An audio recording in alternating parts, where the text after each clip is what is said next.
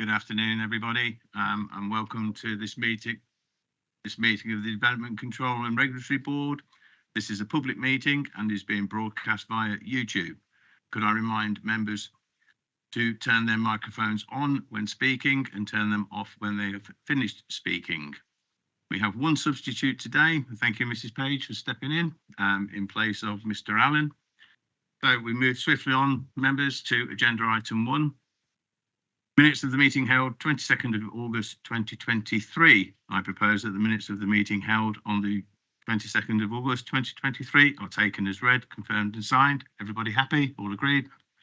Thank you, members. Agenda item 2 is question time. I've not received any questions from the public.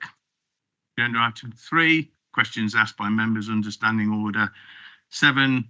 Open bracket 3 and 7, open bracket 5. I have not received any questions from members.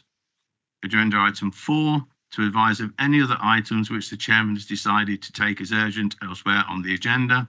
There are no urgent items. Agenda item 5, declarations of interest in respect of items on the agenda.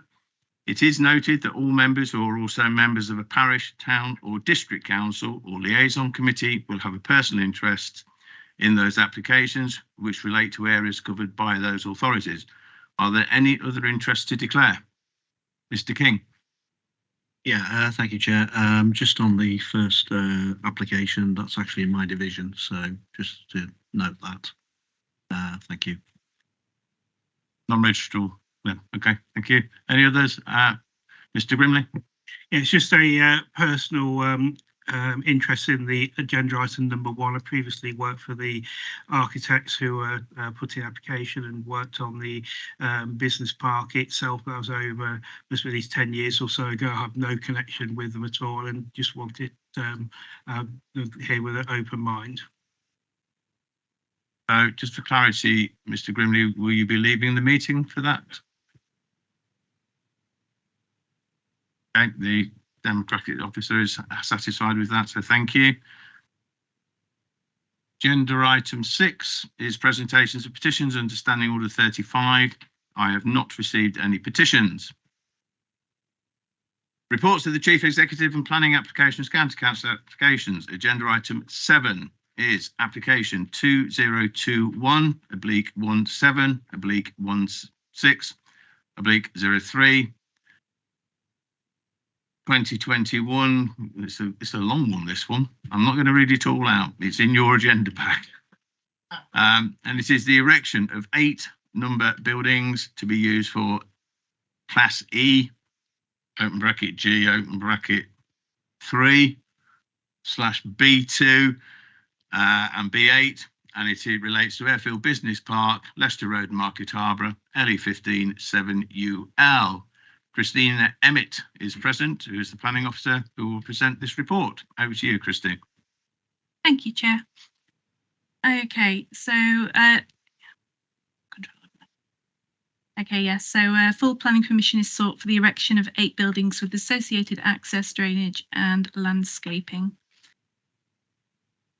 The site is located within the former Airfield Farm on Harborough Road, Market Harborough, within the Harborough District, and is located approximately 11 miles from junction 20 of the M1. The application site extends to around 2.9 hectares and forms the remaining undeveloped part of the wider Airfield Business Park, which covers an area of land of around 30 hectares and is located about 1.8 kilometres north of Market Harborough town centre. The plot to which this application relates forms the eastern and central part of the overall site and is accessed from the site Spine Road, Wellington Way, which connects to B6047 Harborough Road. So the proposed units are located to the south of the business park at Spine Road, Wellington Way, with units. Oh, thank you.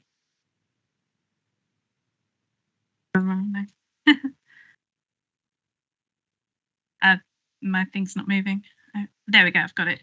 Apologies. Thank you. So the proposed units are located to the south of the business park, Spine Road, Wellington Way, with units A1 and A2 units A5 and A6 facing the existing Innovation Centre, and units A3 and A4 and units 1, 2 and 3 situated close to the landscaped boundary with Harborough Road. The site will be accessed by the existing roundabout off Harborough Road. Proposed internal industrial roads on this part of the site have already been created, and there are no identified impediments to construction, traffic and future uses of the application site. Car parking is provided with each unit having an allocation of spaces. So here is a view from the site, from Harborough Road with the Innovation Centre visible.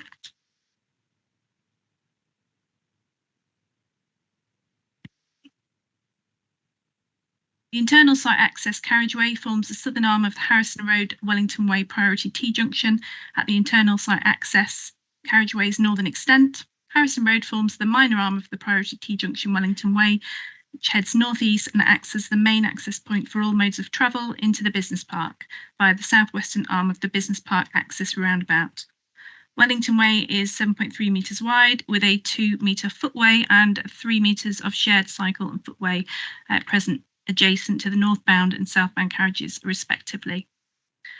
Harrison Road is aligned in an east to west direction, providing access to existing units located in the northern and western sections of the business park. The road is 7.3 metres wide and street lit with 2-metre footways present on either side of the carriageway. There are no parking restrictions in place along Harrison Road. Okay, so onto the units. Here is Unit 1 and associating parking spaces. And here are the proposed elevations for Unit H1, which is located to the west of the site and is constructed of panels with vertically profiled cladding from ground level up to the haunch, with further horizontal cladding to the elevations, and pitched roof in Merlin Grey, Silver and Goosewing Grey, with a glazed entrance canopy over the main entrance to match existing buildings on the wider site. Unit H1 is 1,099 square metres in floor space, and the ridge height of the building is approximately 8 metres high. And here is the proposed floor plan for Unit H1, which is broken down into 6 sub-units, A to F. And onto units H2 and H3, which are contained within one building to the southwest of the site. The front elevation of Unit H2 to the north and the front elevation of H3 to the southern boundary of the site, facing existing units from a previous phase. And we have the proposed elevations for units H2 and H3. Design details are the same as Unit H1. And the floor plans to this one to show the subdivided units have been conditioned to be provided before the commencement of construction, if permitted. The building is subdivided into 12 units of varying sizes with a total floor space of 2,212 square metres for both units and a ridge height of approximately 10 metres for the building. Okay. Unit 1 is located to the northeast of the site with the east side elevation abutting the landscaped boundary with Harborough Road. And the proposed elevations for Unit 1. Again, design details are the same as the previous units, and floor space for this Unit 1, is 804 metres squared with a ridge height of approximately 8 metres. And the proposed floor plan for Unit 1 with 5 sub-units of varying sizes totalling 804 square metres. Onto Unit 2, which is located to the east of the site with the east side elevations abutting the landscape boundary with Harborough Road. And proposed elevations for Unit 2, again, design details the same as the previous unit so far. Unit 2 is a floor space of 1,624 square metres and the ridge height of the building is approximately 10 metres. And the proposed floor plan for Unit 2 with 4 sub-units A to D. Unit 3 is located to the southeast of the site. And the proposed elevations, design details the same as previous units. Unit 3 has a floor space of 1,864 square metres and a ridge height of approximately 11.36 metres. The proposed floor plan with 2 sub-units. Okay. Moving towards the north of the site, we've got units A1 and A2 in a prominent position off the Harbour roundabout, with the north rear elevation facing the main spine road, Wellington Way. Proposed elevations for units A1 and A2. This is a two-storey building with a hipped roof with composite design cladding and roof lights. To all elevations, there is facing brickwork of red and blue with featured khaki brown cladding and glazing to all elevations. Rainwater pipe soffits and fascias are aluminium, and polyester powder coating glazed canopies are over the main entrances. The design on these units is to be in character and keeping with the existing units in what is a prominent section of the site. Okay, floor plan showing the ground floor and the first floor. So each unit has 2 stories with a floor space of 161 square metres for each unit. Okay, so on to units A3 and A4, located at the northeast of the site, again in prominent position on the site boundary with the east rear elevation facing the eastern site boundary. Proposed elevations for A3 and A4, also a 2-storey building design with details to match the previous unit, A1 and A2. We've got a CGI impression of the unit here as to how that will look once constructed. And the floor plan for units A3 and A4, each across 2 stories and each with a 276 square metre floor space. Okay, lastly, units A5 and A6 are located to the northwest of the site in a prominent position opposite the Innovation Centre. And the elevations for this with design details the same as the units A1, A2, A3, A4. And the floor plan, again across 2 stories, each with a 276 square metre floor space. Okay. So following the final consultations, there have been no objections to the proposal, though some have recommended planning conditions, and these have been included as appropriate. One letter providing comments has been received, and these relate to a suggestion of concrete surfacing instead of tarmac in case of further extreme heat in, in the weather. Reference to seeming omission of planting of various trees in order to improve the visual appearance of the unit elevations. This is covered in the second addendum, and the protection of the site's diverse ecosystem in order to prevent vermin, perches and nest boxes for the retention of birds, and a suggestion to incorporate solar panels, which is included in the scheme and is also referenced in addendum 2. So Harbour District Council requested a condition, their environmental health team requested a condition for a noise assessment, which has been included in the conditions. And parking has been provided to Leicestershire Highways parking standards. A travel scheme has been submitted and accepted by Leicestershire Highways. And a transport assessment has been submitted and the findings accepted by Highways, that the proposed development will not have an unacceptable impact on the Highways network, subject to a number of conditions included within the report. Therefore, the planning application is recommended to be permitted, subject to the conditions set out in Appendix A, as amended by the 2 addendums. Thank you, Chair. Thank you, Christina. We have the applicant, Andrea Hopkins, to speak. So, Andrea, you have 5 minutes. Ewan will guide you through the process and give you a 30-second warning. Yeah, 30-second warning. And just to reiterate for the members, just in case it prompts any questions, you have, has everybody had this addendum? Yeah, so whichever way the decision goes, you will be voting against the report, including these 2 new addendums. So, Andrea, over to you. 5 minutes. Thank you very much. Good afternoon. We as the applicant are pleased to learn that we have a recommendation to approve this scheme. Members will have read that the previous phases of the County Council development Sheffield Business Park have been very successful, and we want to build upon that success. The scheme sits within the County Council's Invest in Leicestershire programme, which has a strategic aim of investing to aid economic growth, regeneration and job creation.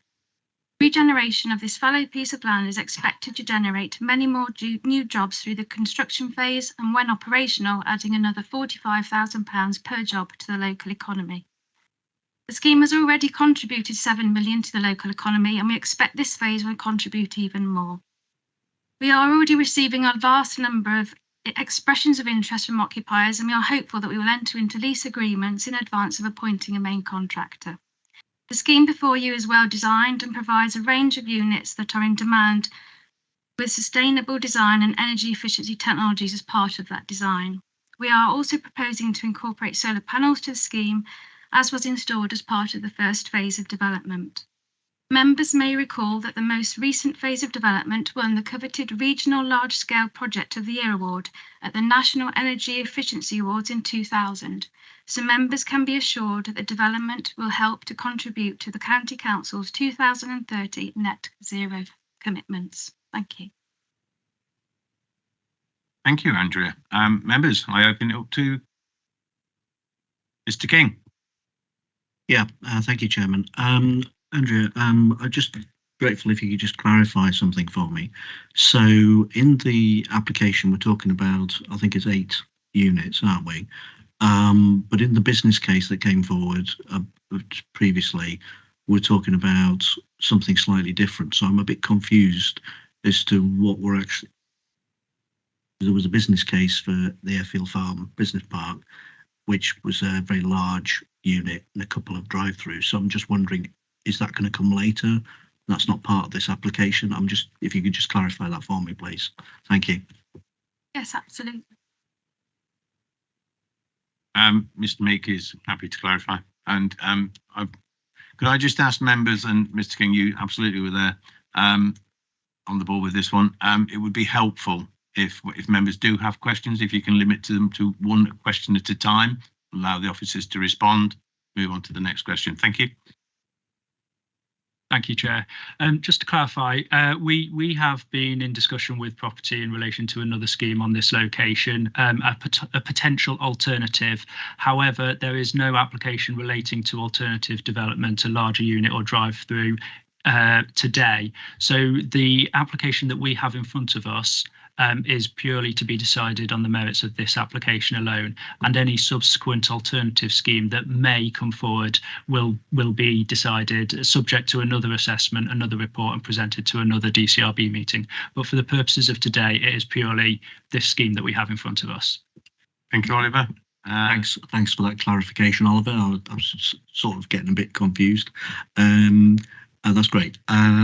So the only thing I wanted to raise, if I may, Laura, is obviously in Market Harbour we have quite a lot of employment. There isn't a lot of unemployment. So what I'm just wondering is what assessment has been done as to how far people are going to travel and how easy it's going to be for them to travel, because unfortunately in our area we don't have a lot of bus services.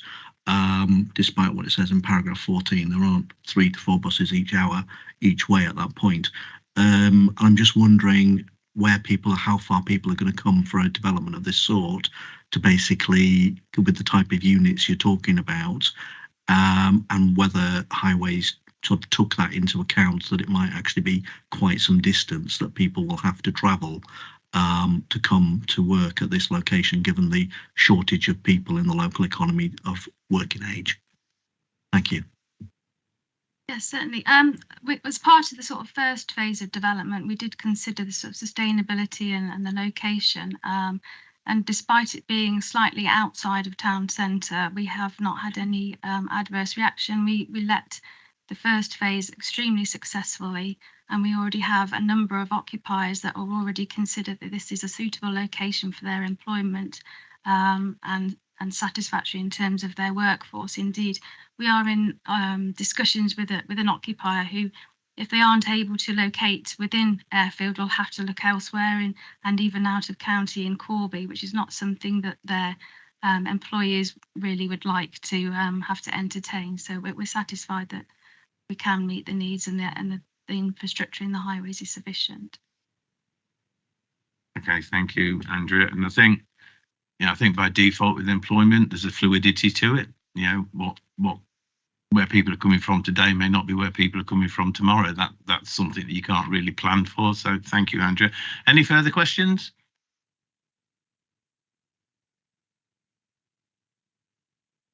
I've got one. I'm just curious, idle curiosity. It's not necessarily relevant to the application itself, but I'm just curious because there's quite a lot of build here. And I'm just wondering, is it a staged approach or is it a complete build? What's that build program look like? Certainly, it'll be a single phase of development.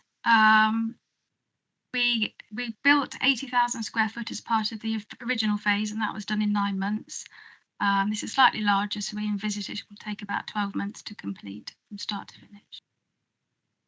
Thank you. That's impressive, 12 months. So thank you. With no further questions from the floor, you have a recommendation from the officers to approve this application with the 2 amendments. Are you getting ahead of yourself, Chair? I thought this was clarification of the speaker. Beg your pardon.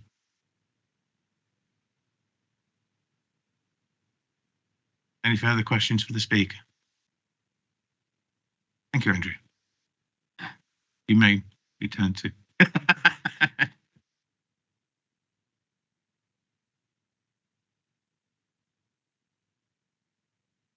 Mr. Charles was just correctly corrected me. So, members, any questions?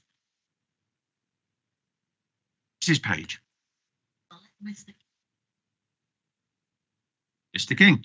That's very kind of you, Mrs. Page. Yeah, so look, I think where I am with this particular site and location, obviously this isn't what was originally envisaged for this site in the original master plan and the outline consent that was given for the whole of the site.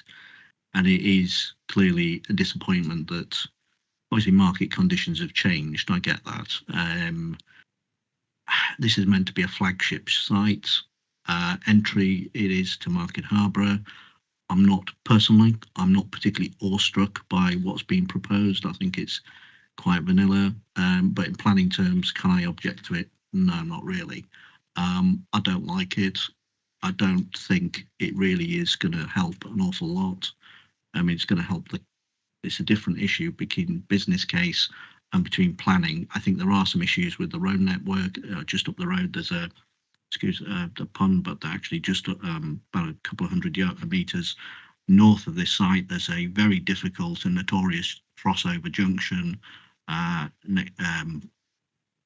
Gallofield Road, I think it's called, or Gallofield Lane, which goes to the prison. It's a very difficult junction, and I'm a bit surprised there hasn't been any requirement to do anything about that junction, if indeed there's going to be more traffic coming into this site, because it's inevitable that more traffic will come in through that route, making it more difficult for vehicles to turn right out each way and cross over, which they do.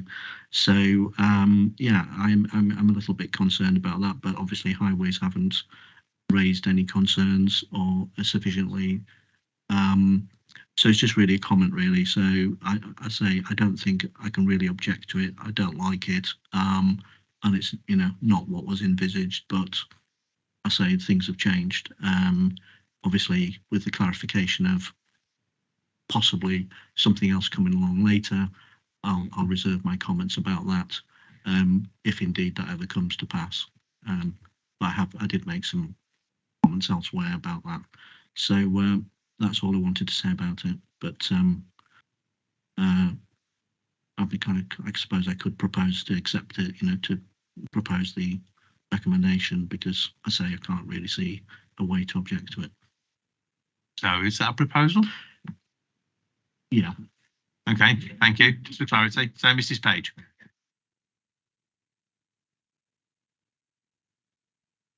Thank you, Chairman. Yes, I feel a little bit disappointed because I think it is a little bit bland, sitting right on the access of a town.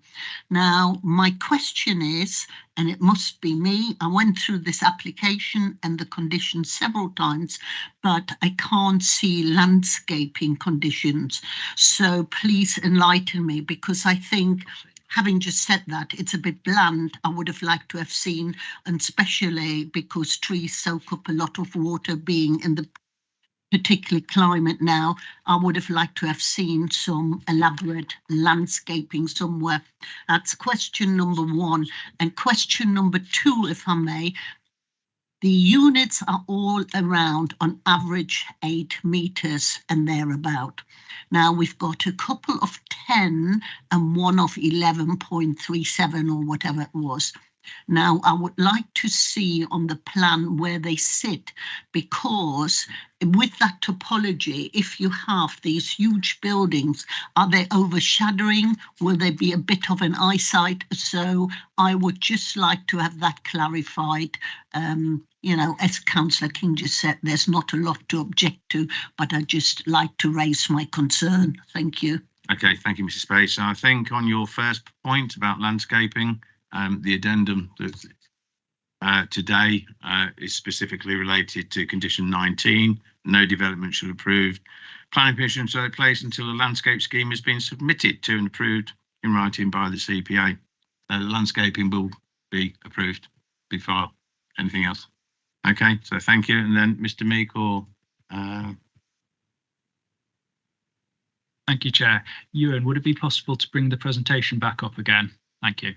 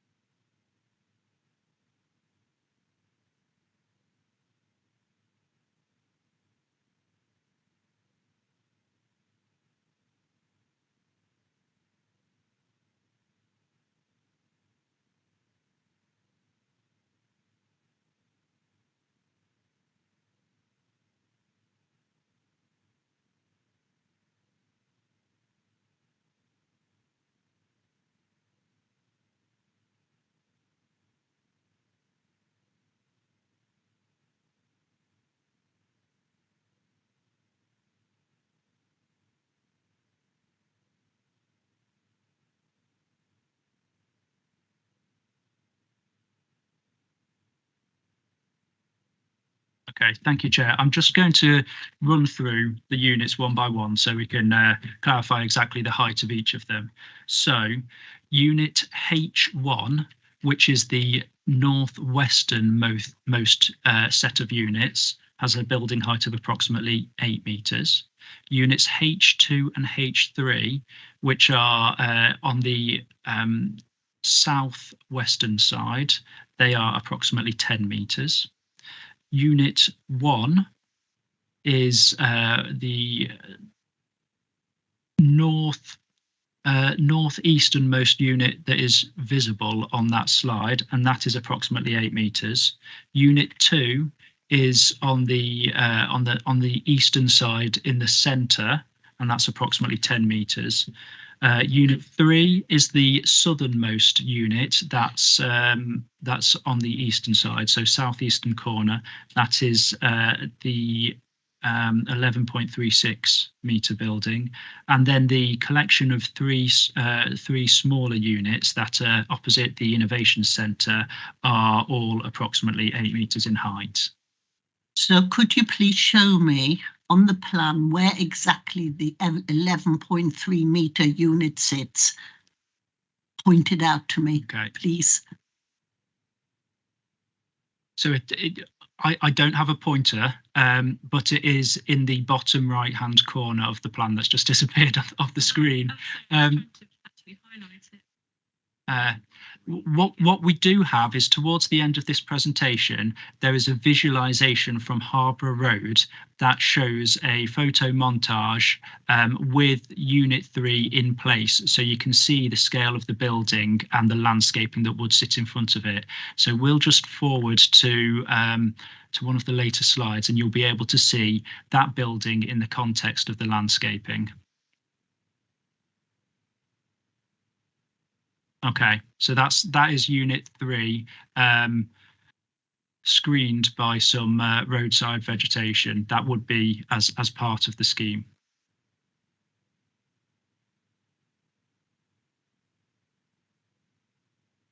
Happy, Mrs. Page?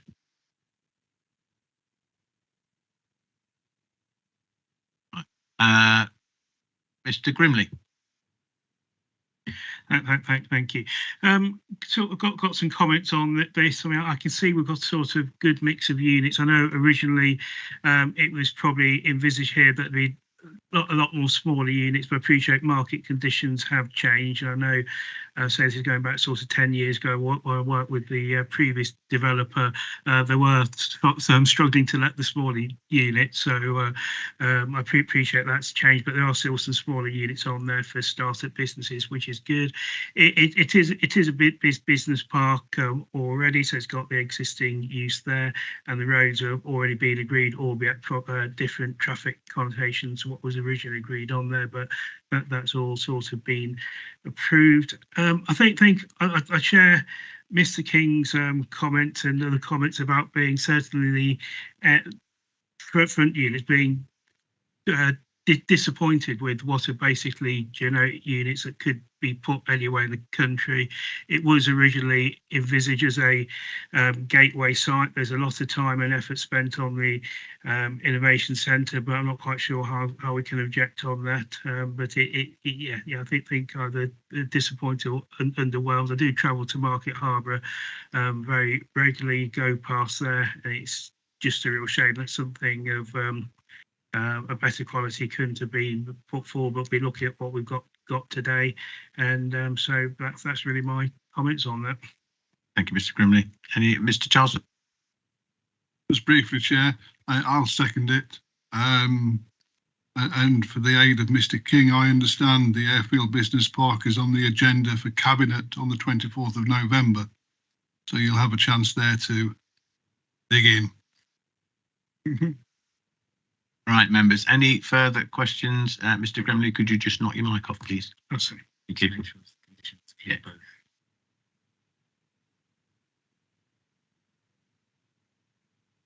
Mr. Bannister. Thank you. Just a very quick question for clarification. Really just to establish the context of the scale of the height of the buildings. Can anyone tell me what the height of the Harborough Innovation Centre is?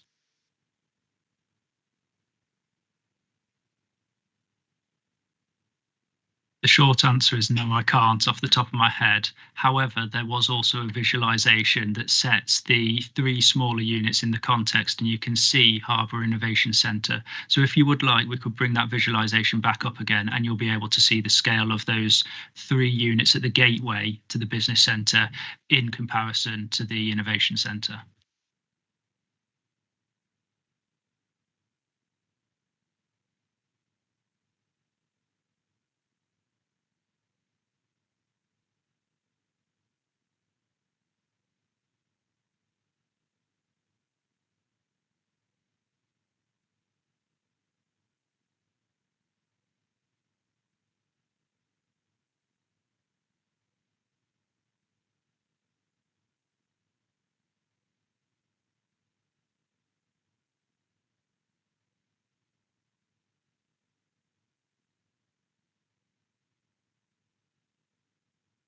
Right, members, just bear with us 1 second.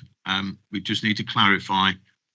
We have a proposal, we have a seconder on what you are going to be voting on. There are some minor other amendments that we need to highlight with you. Do you want me to? So Oliver will run through them. Okay. So the proposal is on the basis of the conditions as set out in the original report, and then Addendum 1 amends the wording of Condition 4, and it amends the wording of Condition 10. It adds a Condition 18. And then Addendum 2 adds a Condition 19 and a Condition 20. Everybody happy? Okay, so we have a proposer and a seconder. Mr. Bannister. Just have a look at the visualization, please.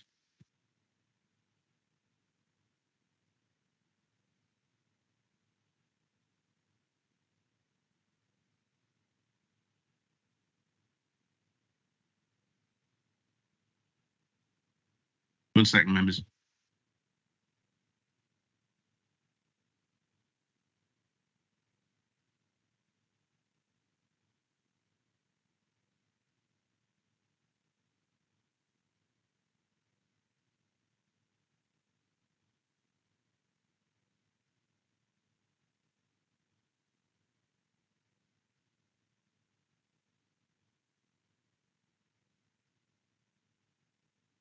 the screen now, and unfortunately it's been lighting's not helping greatly, but just bear that news, just going to knock the light out so members have got a full view.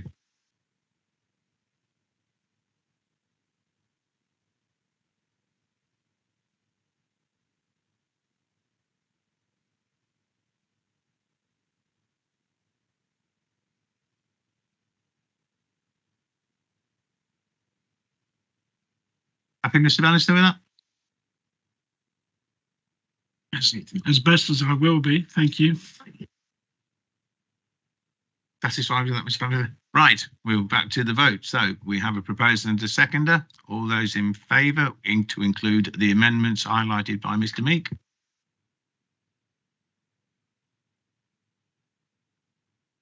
That's unanimous. Thank you, members.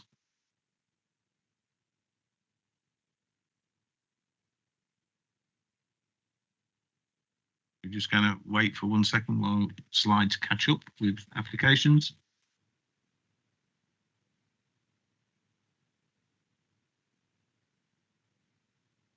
Right, so we move on, members, to agenda item 8.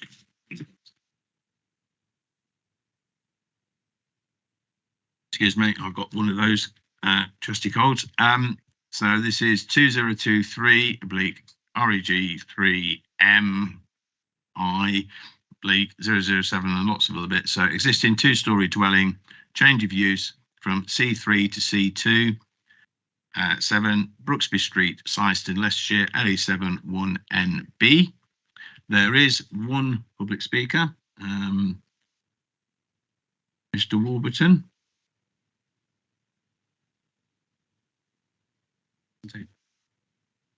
Just spotted. Yeah, just 1 second. Sorry, late declaration of interest. I'm the Cabinet Support Member for Children and Families. This next item, so right, okay, you and all. Yeah, I would advise that you don't take part in the meeting for this item, actually leave. Yeah.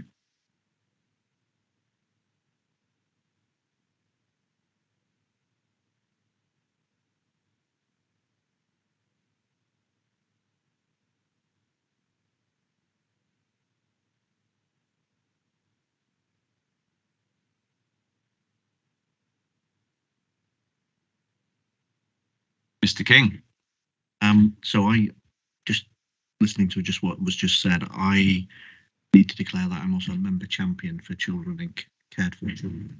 I don't think I've got no decision-making capacity. So I think I'm okay to stay in this. Thank you, Mr. King. Anybody else? Mr. Grimm. Just double checking on speaker. I believe I worked with him previously. Is it Mark or is it? If I say that might just be a personal interest, I've had no contact with him for a long time, but just for the sake of openness, so I'm not certain not to discuss this application. So I think I'm okay to stay in. Yeah, that's fine. Thank you, Mr. Grimley. Right. We move on to a presentation. Who is being presented by Oliver. Thank you, Chairman. So, this planning application before members is for a proposed change of use from a dwelling house, use class C3, to a children's home, use class C2, at 7 Brooksby Street, Syston. And Syston is located close to Leicester and Watermead Country Park and has a good range of services and facilities, including a train station, and forms a well-serviced settlement in which to live and work. The application site is located in the west of Syston on Brooksby Street off Foss Way. In the immediate vicinity, there is a retail store adjacent to the petrol filling station at the roundabout on Foss Way and One Lip Road, and an area of open space including a play park off Archdale Street at the top of Brooksby Street. Brooksby Street consists of residential properties of varying design, age and size, which helps to create an attractive and welcoming street environment. Number 7 is located relatively close to the junction with Foss Way. Archdale Street is to the west and is predominantly terraced with a mix of residential and commercial uses backing onto the application site on Maiden Street, and the rear gardens of terraced and detached properties on Foss Way backing onto the side of the rear garden of 7 Brooksby Street. As can be seen on this slide, the property itself is an attractive, recently renovated 2-storey white rendered detached family dwelling with integral garage to the right side, which is set back from the street frontage with a gravel driveway and 2 openings enabling separate access and egress. The property will primarily be a home for 2 children, but occasionally 3. There will be adults in the home directly responsible for caring of the children. At night, there will always be an adult in charge of the home and the children's care. The care of the children will be delivered by Barnardo's, but the children will be in the care of the County Council. As the report describes, the home will have a registered manager and it will be registered with Ofsted. Other professional adults relating to the care of the children will visit the children in the home from time to time, depending on the individual needs of the children. It is estimated by the applicant that it is unlikely there will be more than 3 cars present at any one time. It is proposed that the existing study will be used as the manager's office, with all other rooms retaining their current function. Outside the property, the existing drive area and landscaping will be retained, with landscape management arrangements put in place for maintenance. The main report details the planning policy considerations at a national and local level, provided in the National Planning Policy Framework and the adopted Charnwood Local Plan and the emerging Charnwood Plan. So these policy references are set out in paragraphs 10 to 19 of the main report. This slide summarises the consultations undertaken and the responses received.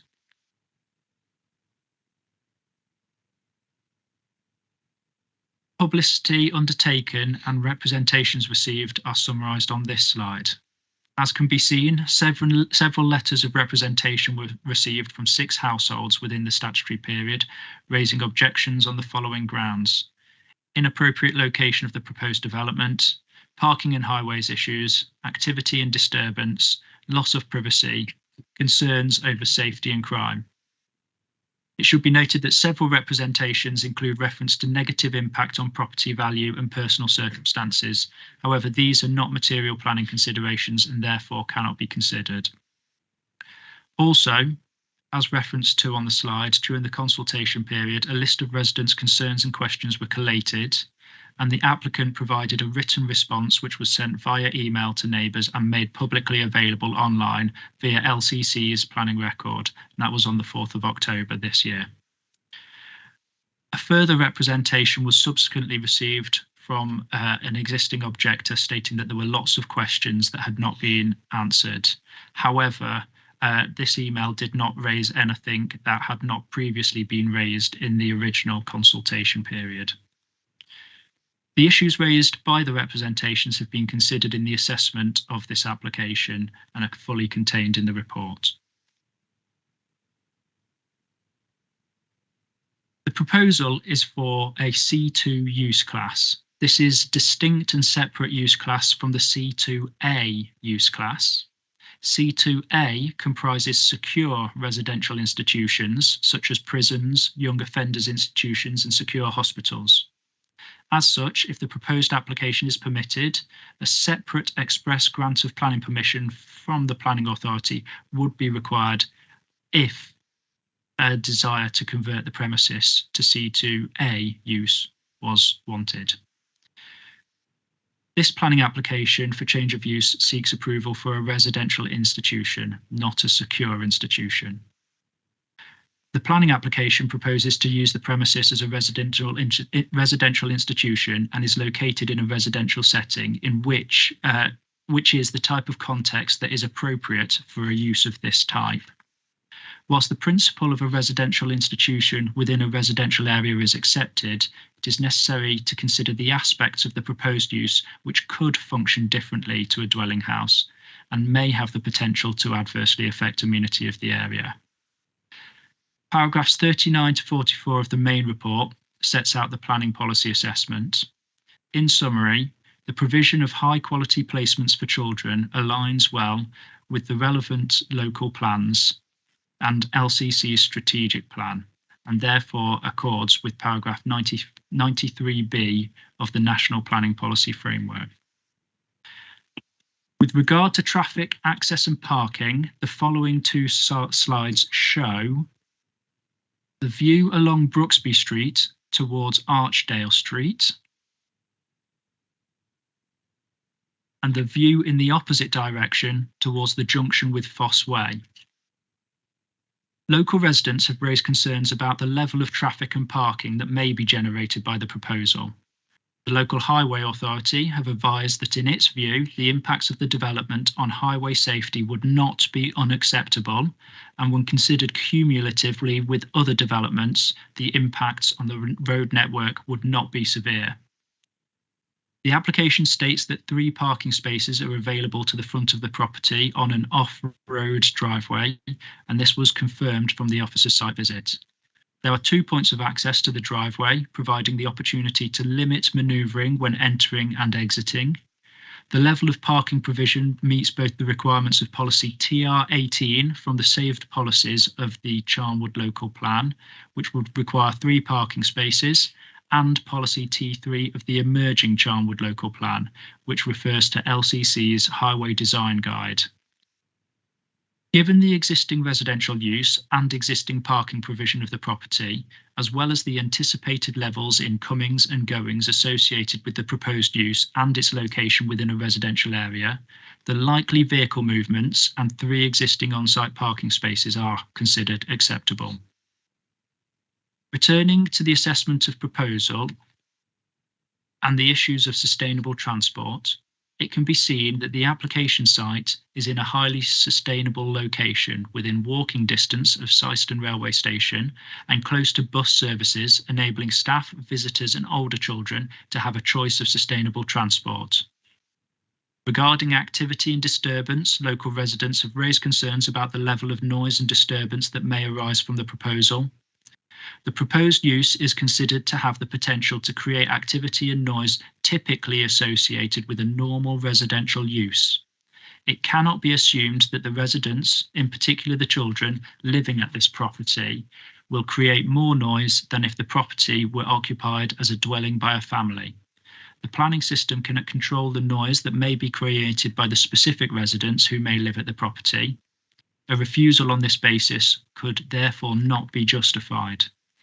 Any noise problems would be dealt with under the environmental health legislation in the same way as any noise issue in a residential area.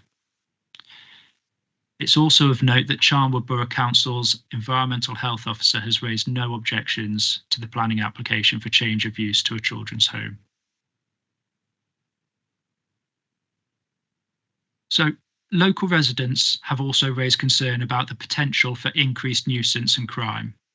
In assessing the potential for increased public nuisance and crime, the existing use must be taken into consideration.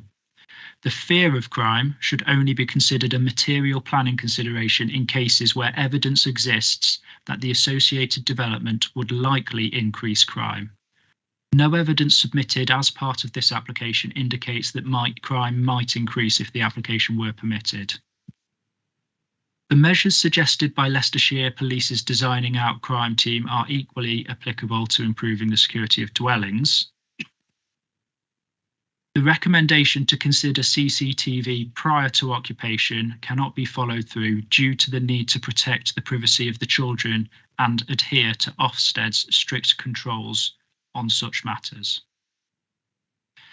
It cannot be assumed that children living in care would be more likely to behave antisocially or create levels of noise over and above children living in a traditional family unit. For these reasons, the proposal is not considered to conflict with the requirements of the NPPF with regard to safe places, especially paragraphs 8b, 92b and 119, and would not be unacceptable on fear of crime grounds. It is important to note that if matters of poor management or behaviour were to occur as a result of the change of use to a children's home, these would be matters for the relevant regulatory bodies. With regard to residential amenity, local residents have raised concerns about the potential loss of privacy. An existing side window to the garage is proposed for removal, and the proposal does not include the addition of any external windows. As such, there would not be any additional overlooking or loss of privacy as a result of the proposal. In conclusion, a children's home is a type of residential use which is appropriate in a residential area. As such, there is no objection to the principle of the proposed change of use on Brooksby Street. The proposed children's home would be of a relatively small scale, housing 2 children, occasionally 3 children, and adult caregivers, and is unlikely to result in an amenity or highway issue above those potentially occurring from both the existing use of the site as a family home and the surrounding residential area. It is therefore recommended for approval, subject to the conditions set out in Appendix A of the report. Thank you, Chair. Thank you, Oliver. We have 2 speakers on this application. May I invite the first speaker, Mr. Michael Warburton, local resident. If you'd like to take a seat, Mr. Warburton. When you're ready, there should be a button that's in front of you and it will light up your microphone and you will have 5 minutes. And Mr. Walters will give you a 30-second warning towards the end. So, okay, thank you very much. Yeah, you've pretty much raised all the questions and concerns. What you've just read out now, what I was going to say. I mean, I've been living on this street now for 20 years, and we all get on really, really well. It's a great community. All of a sudden, though, I find myself there's going to be an institution next door to me, which does raise concerns, doesn't it, about security, about parking, which you've just covered. As for instance, it all does go wrong, who holds account for that? That's my main concerns, really. Parking and security, which you've pretty much covered. But there's another thing as well. I mean, what kind of impact would it have on the valuation of our properties? I mean, we've all worked very hard all our lives to live in a near perfect society. We come home from work for peace and quiet. Is our peace and quiet now going to become disrupted? Is there going to be an impact on that?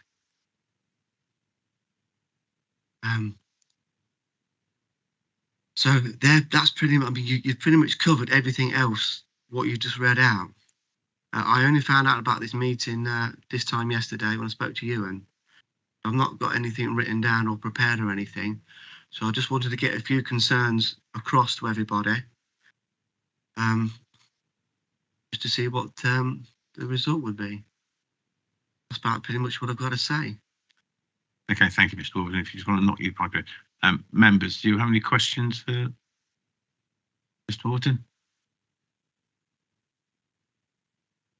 Okay. One of the most difficult things, with living a bit of busy lifestyle, the lack of information I was getting, although you just get given out quite a lot there, it seemed to be quite difficult to get this information. You're just giving out an awful lot of information. It's taken me a long time to find out by knocking on other people's doors. I live next door and no one's approached me or anything like that. I mean, that might be failing on my part, but not researching the internet as much as I perhaps should. But we all live this busy lifestyle, don't we? It had just been nice if someone had just personally approached me and just gone through what I've just gone through there. Okay. Thank you, Mr. Warburton. I believe if there's no Mr. Charlesworth.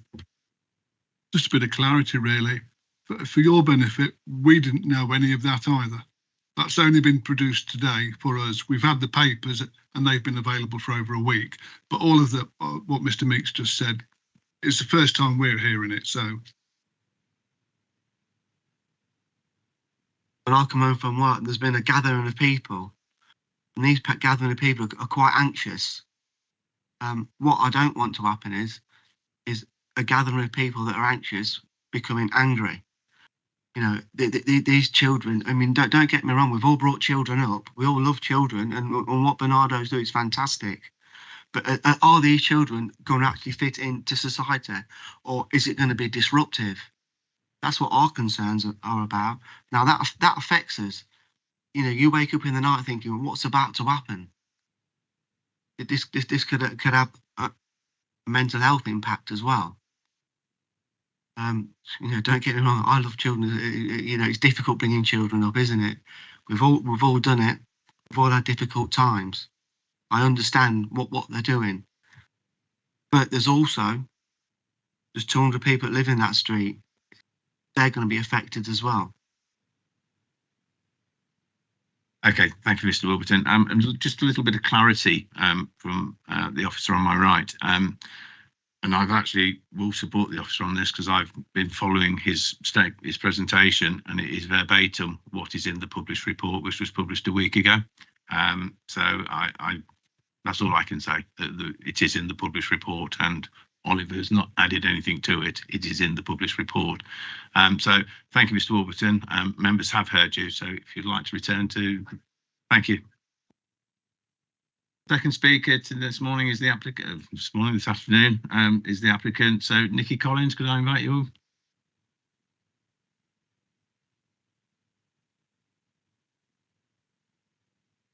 Same procedure, Nikki. 5 minutes. Ewan will give you a 30-second warning.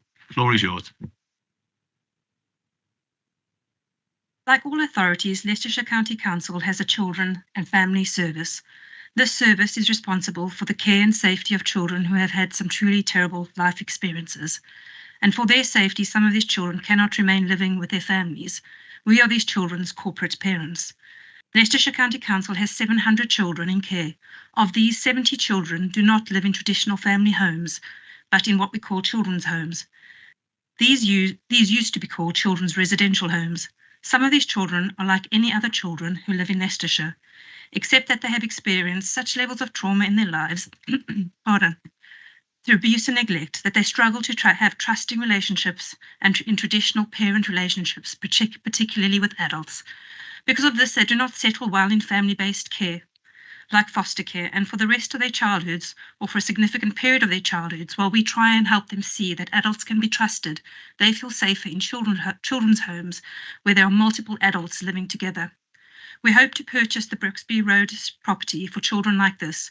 We call their type of need standard emotional, behavioural and development need. This children's home will look like any other family home, as this is what we want children to experience. They'll be going to school or having home tuition. They will have friends over. They will play in the garden, ride their bikes, watch TV, do their homework, eat as a family and sleep in the home. This home will be run by Bernardo's as a trusted business partner. The children will be cared for by residential staff. If there are children in the home, there will always be a residential worker. At times, the children may have professionals visit them, like a school nurse. At times, the home may arrange for a visit from the local police officer so that the children learn that they can trust people in authority. Visitors to the property will always be on a pre-arranged basis, and the number of visitors will be managed by the manager, as our priority is to ensure that children see the children's home as their home and not an institution. The home will have a dedicated manager who will provide support to the residential workers and ensure that they have the right training for children's individual needs and that each child has their own personalised support plan. The home will also be Ofsted regulated. This means that the home must keep to children's homes regulations and quality standards. And when Ofsted visit the property, they will be looking for evidence that the children are thriving and that their needs are met. Even though the home will be run by Bernardo's, Leicestershire County Council maintain the ultimate responsibility for these children as their corporate parents. We are committed to establishing children's homes in Leicestershire, as these children deserve to live in our communities with their friends, go to their own schools and access their own support services. Thank you. Thank you, Nikki. Members, I think Mr. Lovegrove to speak you to it. Thank you, Chairman. Thank you for that presentation. It's just for clarity in my own mind, really. On one of the photos, I saw that there was a for sale sign, so I'm assuming that Leicestershire County Council has recently purchased this property for this purpose and probably would look around the county for suitable homes to home these children. It's not yet purchased. Mr. Charlesworth. that was partly my question, Dick, because I was under the assumption it had come here instead of district, was because LCC owned the property, but that's not the case then. Oliver, you might want to put some clarity around that, please. Thank you, Chairman. The criteria for the County Town Council dealing with one of its own applications is set out in what's termed Regulation 3.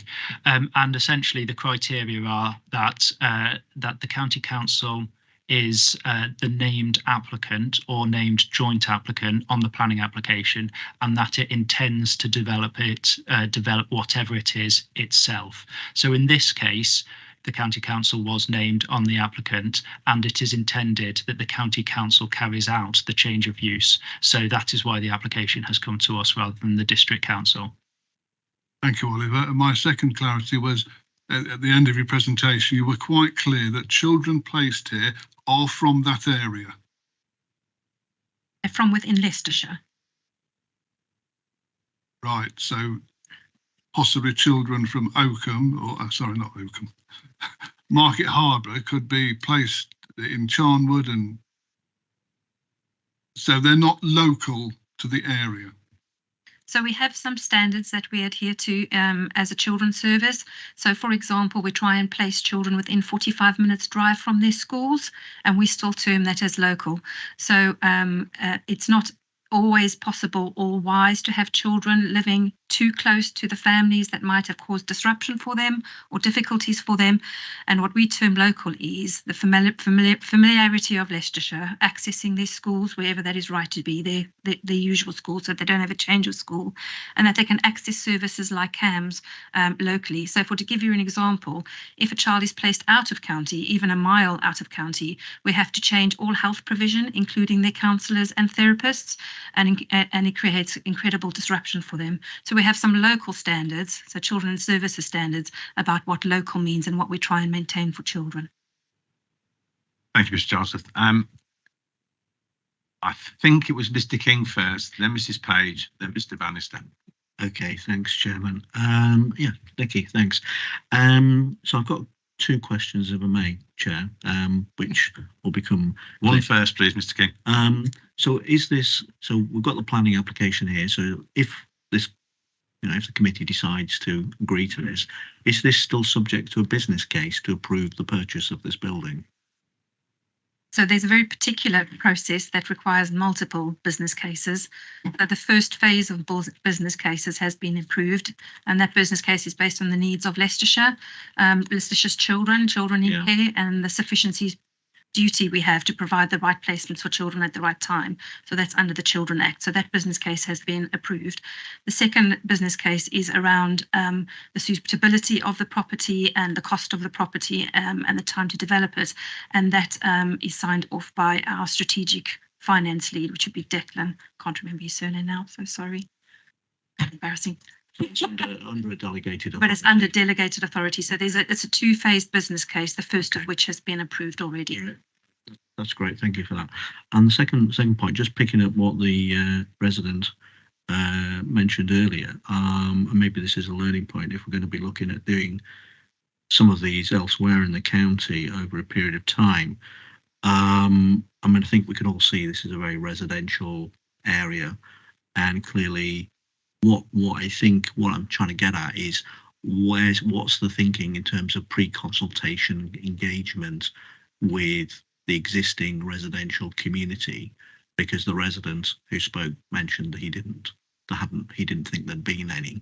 I'm just a bit concerned about that. So nobody wants this to be unsuccessful, but if it's going to work, we've got to have pre-consultation engagement surely with the existing community so that their concerns can be properly. And I suppose just picking up the point that the resident raised, would there be a commitment to ensure that neighbouring residents would then have, so if there was an issue or concern they had about the operation of this site, if it's given consent and goes ahead, etc., that they would be able to know who to contact, where to contact, instead of having to think or work out what to do. I mean, I'm just wondering if that's something the team would then ensure was provided in case anyone did have any concerns in the future. Thank you. So thank you, Mr. King. So I think there's two parts there. And one of the requests that I posted with Oliver and Ewan earlier today was that the representatives of the service would actually be very willing to actually explore and explain that very wider or that much wider administration, management and of this provision. But I think there's two parts. One is the planning process and the requirement to consult with neighbouring properties. And then the second element, I think, is then back to you, Nikki, as to how you would want to engage with the local residents. So Oliver, you first, please. Thank you, Chairman. So from a pre-application point of view, there isn't a requirement for pre-application to be undertaken. So from a purely legislative point of view, that doesn't have to take place. Now, that doesn't stop a applicant such as ourselves in this case, or LCC in its wider responsibility from undertaking pre-application for future development of this nature. But from a purely legislative planning point of view, it's not a requirement to do that. However, when this application was submitted, as part of the planning application process, there is a consultation period, and I can confirm that all of the required consultation has taken place in terms of site notices and neighbour notifications to make sure that everybody was aware that a planning application was submitted and periods of consultation took place for people to feed into the assessment of the development. Okay, thank you, Oliver. And then Nikki for the second part. Thank you. So each of our homes has a dedicated manager. Nationally, the model for children's homes is actually one manager to two homes. We've made a commitment for one manager to one home. So we have an escalated amount of monitoring and management presence in every one of our children's homes that will be run by Barnardo's. So this home will have a manager on site 5 days a week with the children, with the staff, making sure that the children's needs are met. So that exceeds Ofsted's requirement and expectation. So if the managers have any concern, the first port of call would be the manager of the home. And then the other point we have to make is at night is that there's staff on site. So if there were any concerns at night, then the neighbours could speak to the adults on site, and then they would follow their process in terms of escalating their concerns if they needed escalating. Thank you, Nikki. So I think, yes, Ms. King. Back on that. So Oliver, take your point entirely, but best practice is pre-application engagement in any situation is always a good idea, because then it kind of stops any misconceptions and misunderstandings in the then application process. I think we all understand that. So I personally think that would have been probably quite helpful if that had happened in this case. And that then comes back to what you're saying. You're talking about the operational side. What I'm talking about is at the beginning, because actually it would have been quite helpful possibly for residents and community to have had an explanative discussion or whatever it was with the applicants to then, you know, just go through what you're talking about now, which is how it will work in practice. I'm sure it's all been done, but obviously, you know, it just stops the proverbial hairs running, doesn't it? And stops people getting, you know, misunderstanding the situation. And, you know, in a situation like this, it's just what concerns me, that it's very easy to misunderstand what is actually being proposed here. That was it, really, Chair. Thank you. Thank you, Mr. King, for that comment. So I think just before you, Mrs. Page, I just wonder, as the providers, would, assuming that, you know, A, permission is granted and B, the sale goes through, when the manager is appointed, is there an opportunity for that manager to introduce themselves to, you know, the neighbouring residential property, so they've actually got a direct contact? Yeah, is that? Absolutely. So we have one of our homes is open already in another area, and that manager has personally introduced himself to the neighbours, and has had coffee mornings for the neighbours to come in and meet the staff and also to meet the children. So it's definitely an environment we want to create for the children, in that the children know their neighbours and the neighbours know them. Brilliant. Thank you for that. Mrs. Page. Well, most of my questions have been answered. Thank you. So it just remains to answer one thing.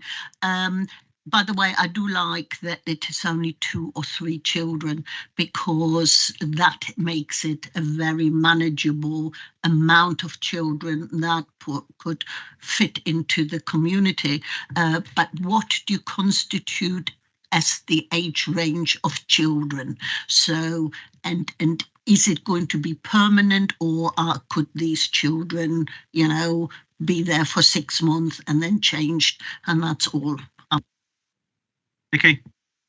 Okay, so our age range for our definition of child is 0 to 18. So it could be for any child up to 18, but typically we don't have very young children in residential care. Occasionally we do. We've had children as young as 7 in residential care, but typically for this kind of age range, you're talking probably 10 to 18 years of age. Some children need shorter periods in residential care because their care plan might be that actually we're working with them to return them maybe to a grandma or an auntie, but they're not yet emotionally in the place where they can do that. So we support them into that transition and return home. So that might be a shorter period. Some children won't be able to return to family members at all. And their level of distrust in adults is such that we wouldn't be able to introduce them to foster care. And then they would need to remain in a residential provision until we can help them be independent. Mr. Gamble? Thank you. I'm very relieved that it's Bernardo's and not a private company who are with this planning application. Can I ask, how many bedrooms does the property have? Because I don't think it actually says in the report. There's actually 5 rooms, but one is for a staff member because we have somebody sleeping over at night, so they need to be able to have their facilities. One is an office room, so it's a converted office room, and then 3 bedrooms. Thank you. And on what occasion would you go from 2 to 3? Because obviously, what does occasional mean? Thank you. Okay. So typically these homes, I know this is very technical, but typically because some children leave, and then we've got to do what's called a matching process to make sure any other children who come in are a good match for the other children in there, and that they don't pose a risk to anybody. So we'd never match children in a home alongside other children who pose a risk. But typically that means we're occupied at 3 at about 75% of the time. So there's about a 25% we'd aim for, not anything lower than that, where the 3 rooms aren't occupied. Thank you. No further questions from members. So just for members' information, sorry. Work, Mr. Bannister, sorry. That's perfectly all right, Mr. Fillmore. I had raised my hand before, but I no longer have the question because Mr. Gamble asked the question I was going to ask. I'll pretend I knew that.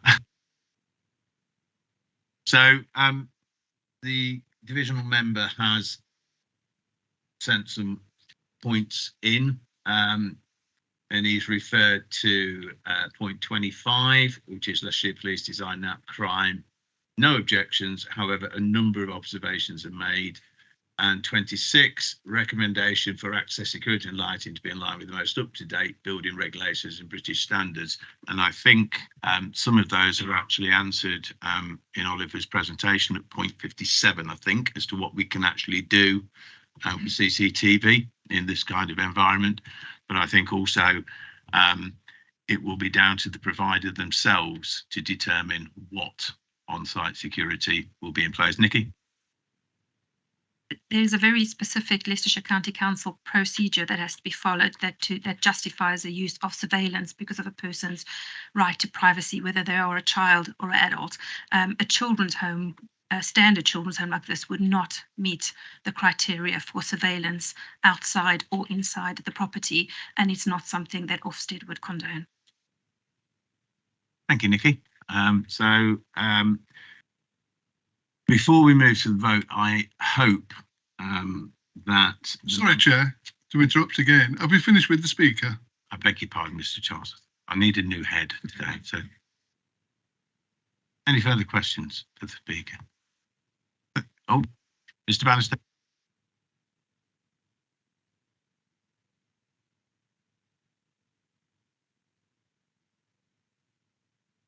The report in paragraph 63 talks about the socio-economic impact of the application, and there's reference to an expectation of creating 4 to 6 full-time equivalent posts.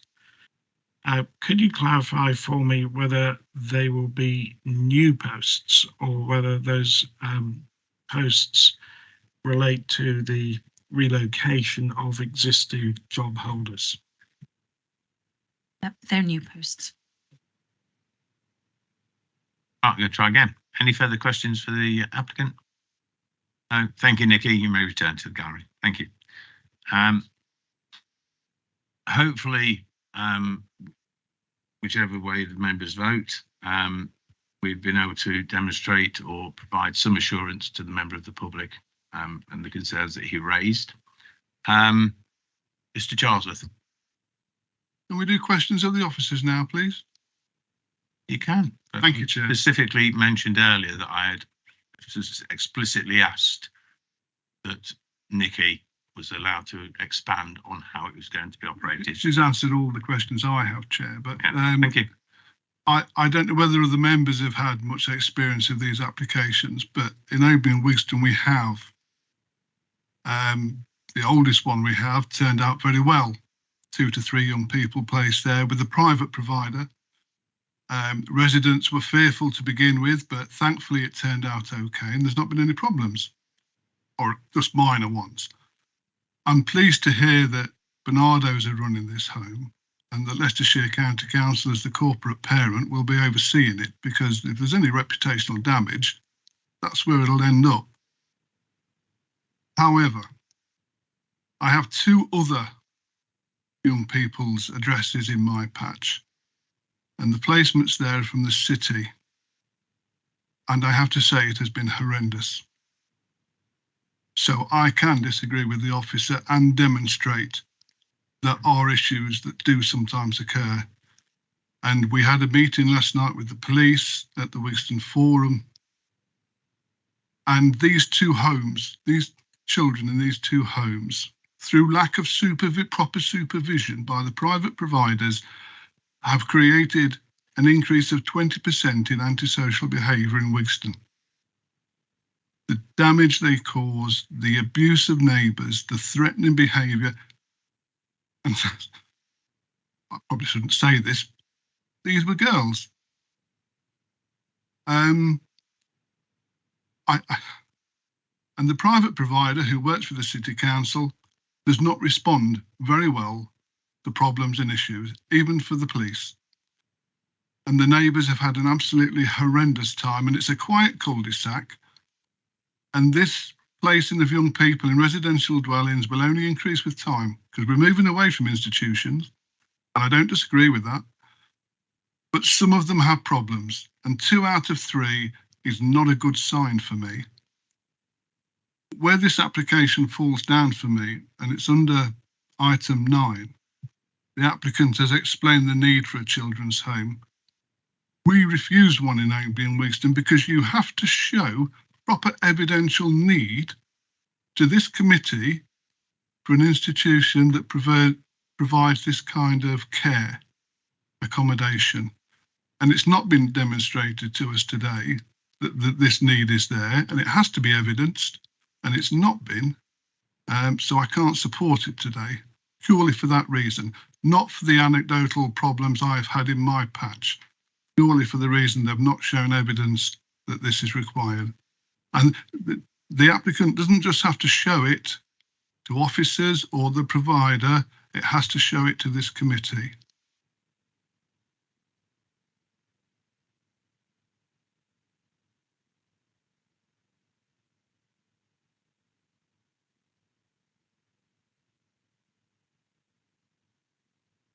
Oliver picks on it, Mr. Joseph. Thank you, Chair. There's a few things just to pick out of there. And I'd just like to highlight that this application has been thoroughly assessed in relation to the planning policy. So that's policy that relates to this type of development in a residential location, and it is in accordance with policy. So need is the type of thing that you would use as a material consideration to justify a development where it isn't in accordance with policy. However, where a development is in accordance with policy, there is not a requirement to justify need. And I want to make it absolutely clear that this development is in accordance with the relevant local plan policies and the National Planning Policy Framework. So there isn't a requirement from a planning point of view to demonstrate need in this case. I also want to just highlight, I appreciate that there are probably different experiences with different providers out there. However, what we are looking at with this application is the principle of whether a change of use from a C3 to a C2 use is acceptable in this location. We're not making a judgment on who the provider is. So it is possible that in the future, a different provider could take over operation of this house. But that is not a material consideration. And I want to make that clear, that members should not bear that in mind as a material consideration in the consideration of this planning application. Thank you. Thank you, Oliver. Mrs. Page. Thank you, Chairman. Thank you, Oliver.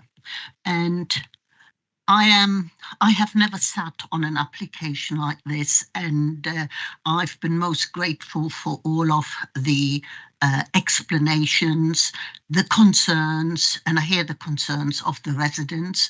But I also hear what the officers have said, and being corporate parent here as well, you know, we needed that reassurance.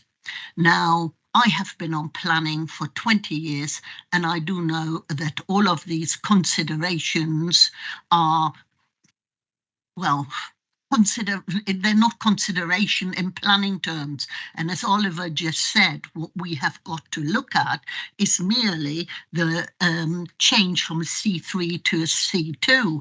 And it is very difficult when you have an emotive subject like this in front of you. So my question is, I appreciate that it is Barnardo's. I appreciate that it is county council. It's different to a private provider that just wants to make big bucks. We have actually got well-being at heart, and we have legal obligation. However, I'm listening to Councillor Charlesworth as well. So can we condition that we just take children from Leicestershire, because, you know, and condition that possibly we maintain the sole provider or something like that to give us that reassurance? And I know conditions have to be relating to it, and they have to be, and I know they're things, but just humour me and tell me whether we can put a condition on this to reassure us that they're going to be Leicestershire children, not Leicester City children or Birmingham children, and that, you know, the county council will do their best to maintain these homes. Humour me. Thank you. You, Mrs. Page, and I do appreciate you for raising the question, and I understand the necessity that you feel to raise that question. I think that perhaps you may know the answer to this already, as you referenced some of the tests that need to be met in order to justify attaching conditions. They need to be necessary, they need to be relevant, they need to be enforceable, it needs to be relevant to the development that's to be permitted. I'm afraid that we are looking at the principle of a change of use from residential to a residential institution, and trying to control where the residents of that, the children in care, might come from is not something that would meet those tests of conditions. So I appreciate you raising it, but it's not something that we will be able to do.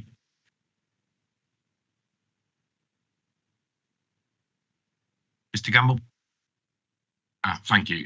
I also have one of these children's homes in my patch, in fact more than one, and one of them at times is a complete and utter nightmare for the residents. The antisocial behaviour is horrendous, and and they phone county and phone the police, they phone Ofsted. My question is, do we as a county actually collate the antisocial behaviour from these children's homes for evidence base for the future? Because we've sat here today and obviously we have to look at it as a change of use, and there's saying there's no evidence that children's homes cause more antisocial behaviour than a bad family. You know, we all know bad families in our patches, but do county collate evidence of antisocial behaviour from children's homes in Leicestershire? Mr. Gamble, I think it's a really interesting question. I think it also needs to be put in context and rather, I mean, at the end of the day, we're here to discuss the merits of the planning application, not what may or may not happen in the future. With Ewan's agreement, what we'll do is it's probably one for Children and Family Services, and we'll get you a written response as to that exact question, if that's okay. Yeah, thank you. Mr. Lovecraft. Thank you, Chairman. I have a number of these in the Beaver division, in the Vale of Beaver, which is my division. They are highly emotive subjects. I think we have a role to play here today. There is an application on our desks, and on planning principles, I'll propose the application. I think care of our young people is paramount, and I think that we're doing what we can. And I think we owe it to our young people to make sure they're looked after in the best possible way, even if that causes challenges. But I propose the proposals today. Thank you, Chairman. Thank you, Mr. Lovegrove. Mr. Merry. Thank you, Chair. I agree with what's just been said. It sounds like it's been an emotive discussion, but we are here to discuss the change of use of a property from one use to another use. We're not here to determine the make and model of children going into that application if it's successful. I would like to second the motion, Chair. Thank you. Thank you, Mr. Merry. So I think, and again, it may be one that I could ask you to take out for a written response. The question from Mrs. Page about, is there any way that we can control those residents? And I pick up actually what Nikki said earlier.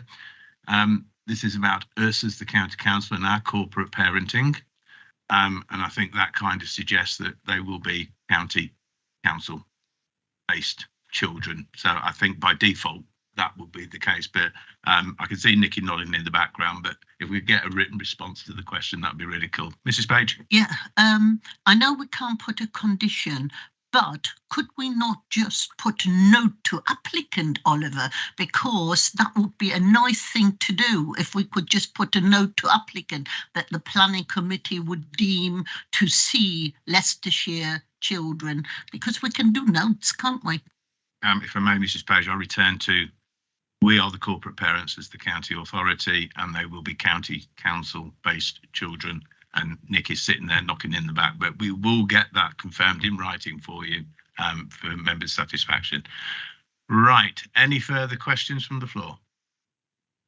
Mr. Grimley. I was actually going to second this, but Mr. Murray beat me to it. I said not goes through all the argument about emotive stuff. But I'm just hoping today that the applicant has got some more reassurance that this has been looked at properly. I appreciate, being a resident, getting something through the door saying children's home, but probably realising just before it's quite an emotive thing, but have considered it properly. What I've got reassurance from this is it is relatively small scale children's home. It doesn't say how many children could be in, so and unfortunately, we can't determine the care user for the end of the life, but at the moment it appears that the care user and will be looking after children, putting staff in place on this. So that's just what I want to say. Thank you. Thank you very much, Mr. Grimley. I think I would echo all members' observations as to the future. Are we going to see more of these, as Mr. Charlesworth suggested? Undoubtedly we are. I think part of the trick for me, and it's nothing to do with the planning, is we've got the right provider in place. And outside of that, there's other legislation and regulations, should there be an issue, that we can engage with. So, thank you, members. That was an extremely good debate and discussion and examination of what is clearly a complex application. So we have a proposer, we have a seconder. Can I take a vote, please? All those in favour? All those against? Thank you. The motion is passed.